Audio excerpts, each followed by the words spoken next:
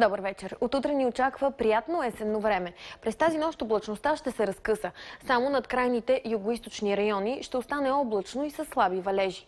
Още преди обяд, утре в северозападна България, а след обяд в почти цялата страна ще се радваме на слънчево есенно време.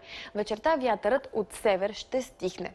Сутрешните температури ще бъдат от 3 до около 10 градуса, а максималните през деня ще достигат стойности от 11 до 16 градуса в югозападна България.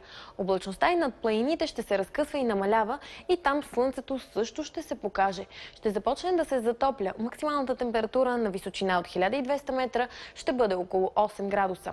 В Европа облачно, дъждовно и ветровито ще бъде времето на британските острови в Норвегия и южните райони на Швеция.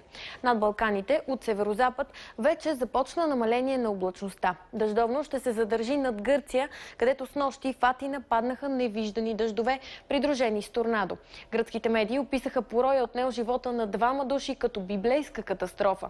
Северните части на Атина пък бяха ударени от торнадо. А у нас в изборната неделя и в началото на следващата седмица времето ще се задържи слънчево и тихо, без валежи, на много места с приятните 12-17 градуса. Завършваме с снимка от хижа Амбарица, където днес снегът натрупа около 5 см нова снежна покривка. От утре обаче ни очаква сиромашко лято. Останете с нас, хубава вечер на всички!